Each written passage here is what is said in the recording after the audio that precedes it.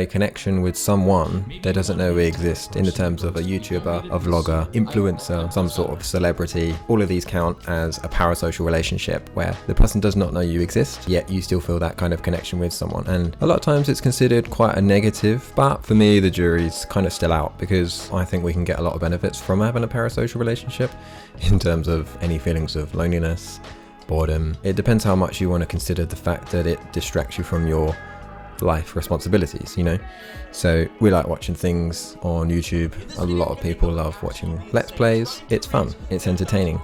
And a lot of times people say to me, why the hell do you watch so much horror on these games and like watch these people get scared and screaming at the camera? For someone that hasn't grown up with it, it's obviously quite cringy, and people get a bit like, oh, you love American humor so much as a British person.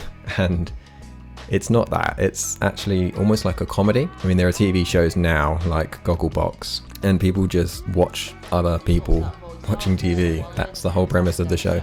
There's a TV show and you watch someone else's living room cam. It's not something that's necessarily the generational thing. So like personally, I love a good jump scare. It is never usually that bad in any of the games, so I'll play through. But I also love watching other people play the game because it's really funny. It's just funny watching someone get the shit scared out of them. Show yourself. To me, that is quite entertaining, the same way that we like scaring people in real life because it's funny to watch someone jump. But I think generally as well, it's like a good thing to just switch off your brain, almost like you're leaving the stage open for someone else to take the lead for a while. You've been at work all day. You just think, I want to switch off now. Let someone else do the talking. Let your brain stop. And there's also the idea of being able to explore these creative worlds. Perhaps you don't have unlimited money like a lot of these career YouTubers that play games, and they're able to just buy a new game every day and play through it. Perhaps you don't have the time or the ability to do that. So it's fun to watch someone just sort of skip through it and do it for you. And it's just this exploration of these creative worlds. That's what I love about games in general. Not necessarily even playing them, it's just the exploration of something new, something novel, you know. See what the new developers are thinking about, exploring their minds. Like sometimes one of my favorite things to hear is one of my favorite YouTubers called Hollow, just to hear him say, sit back, relax, and let's do this. It almost gives your brain the permission to just switch off, and you can grab a coffee, grab some snacks, and you just sit there and relax. And it's brilliant. I also think it's a lot better than just sitting alone in a room and playing a game by yourself, because that, I think it gets quite lonely, and sometimes we can use that as a bit of a crutch to hide that loneliness when we should probably go out and do something with our lives and enjoy other people's company, socialize. So it almost gives you a way to give that feeling of being social without it. Yeah, I'm sure there's probably a lot of perspectives of the dark side to that, but it depends how far you want to go into that rabbit hole. And yes, I do think that sometimes it can be a problem to just sit and binge YouTube all day. It becomes a bit of an addiction, and one I'm personally quite addicted to. I do tend to find myself every night clicking on the TV and just not even watching a lot of the times. I genuinely just fall asleep within like 5 minutes, and then it disturbs my sleep about an hour later when I wake up and I find that the TV's still on because someone's screaming again. Then in the morning I feel awful because I've had disrupted sleep. So yeah, there are pros and cons, but generally speaking, when you've got your free time, I think it's a great way to just de-stress and chill out. I would say there is a more of a dark side to celebrity admiration though. Just last night I was watching a TV show and it was about the super rich. I think it was in Ibiza. These people, these are the kind of people that spend like 100 grand on one party for one day, and you just watch it and you just think, what world are these people from or living in? Like, do they really enjoy what they're doing, in terms of, does it really give them a lot of like satisfaction and meaning in their lives, or is it just the thrill of showing someone else what you've got all the time? This constant race of who's got the most. And I think you can explore that quite a bit and go quite deep into it and say there's probably a lot of what's wrong with the world and the way that we've sort of lost touch with what's real. And there was someone on there, actually, they were just quite a normal person on like an average salary. I think, to quote them, they said, I have to be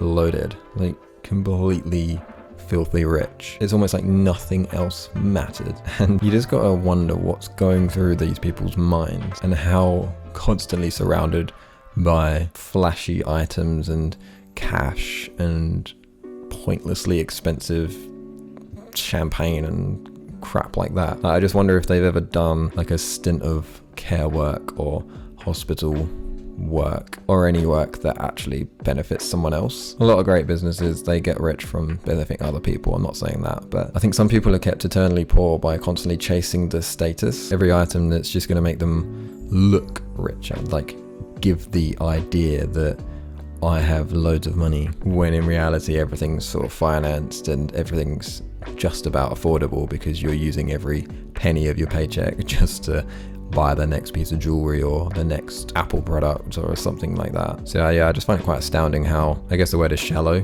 people are.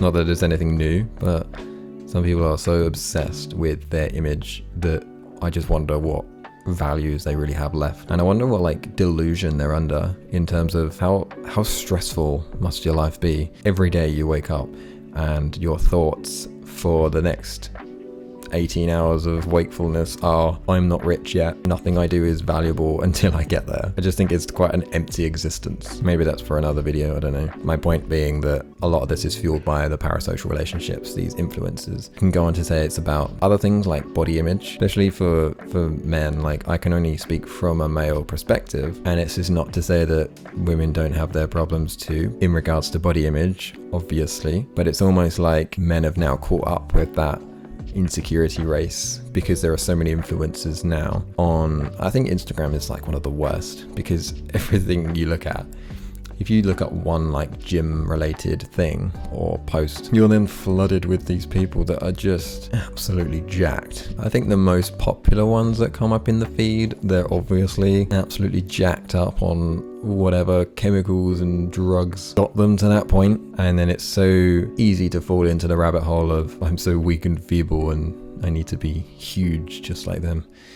when this is just a snapshot of their probably horrendously stringent regime to get that physique.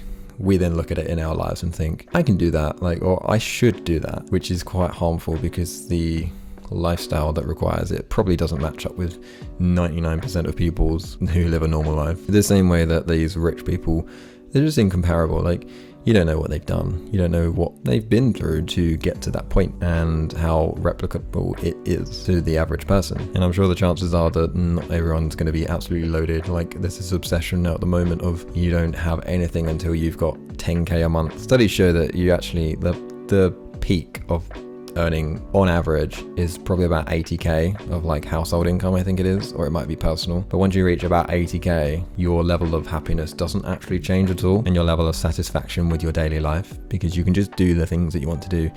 And there aren't that many things that are worthwhile of spending more than whatever your spending limit is with 80k salary to live a good life. Yeah, that's pretty much my perspective. I just think that there's a lot of obsession with these parasocial people with celebrity status and chasing this glitzy glam lifestyle, and people like do anything for it. I think it's toxic and I think it needs to stop, but it will never stop. It's just maybe something to be aware of if you're watching this. Like, you can live a good life without being loaded. It's just stupid. But yeah, back to the more positive side of things. I think it can just be fun. Just enjoy what you enjoy.